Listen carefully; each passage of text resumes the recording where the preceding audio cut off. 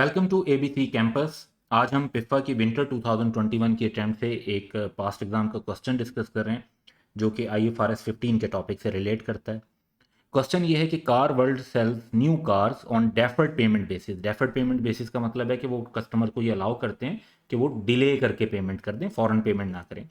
Where by 40% deposit is received on sale, यानी sale के time पर 40% रिसीव कर लेते हैं, एंड द बैलेंस पेमेंट यानी remaining 60% is received at the end of 2 years। Appropriate discount rate 10% है। 1 जुलाई 2014 को उन्होंने कार सेल की है कस्टमर को 2 मिलियन की। क्वेश्चन ये कह रहा है कि नेसेसरी जर्नल एंट्रीज पास करें 2015 और 2016 के ईयर एंड पर। 1 जुलाई से पहला ईयर एंड 30 जून 2015 को होगा और नेक्स्ट 2016 पर होगा। तो आंसर में क्योंकि जर्नल एंट्रीज रिक्वायर्ड हैं तो हम उसका फॉर्मेट बना लेंगे डेट पर्टिकुलर्स डेबिट और क्रेडिट के साथ।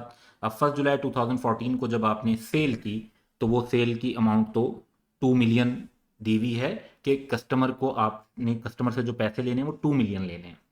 अब इसमें से 40% डिपॉजिट तो आपको फौरन मिल जाएगा, तो इसका मतलब है कि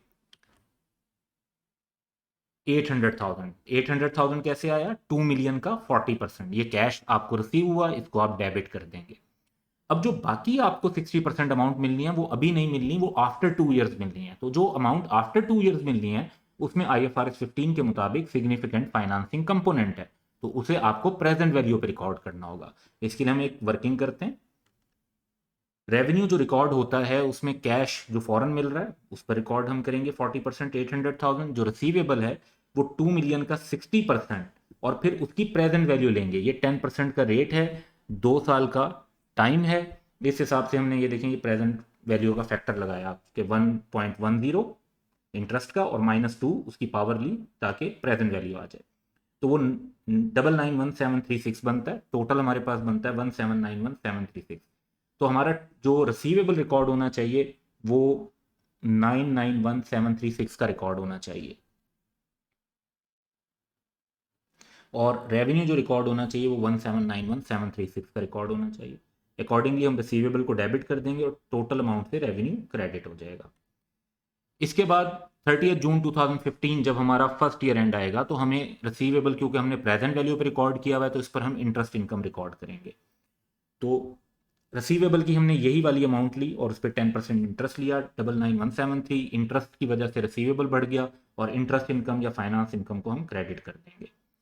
इसके बाद जब नेक्स्ट ईयर आएगा दैट इज 2016 तो दोबारा इंटरेस्ट लेंगे। अब जब हम दोबारा इंटरेस्ट लेंगे तो उसमें रिसीवेबल का टोटल बैलेंस लेंगे, यानी प्रीवियस वाला इंटरेस्ट भी लेकर कंपाउंड की बेसिस पर।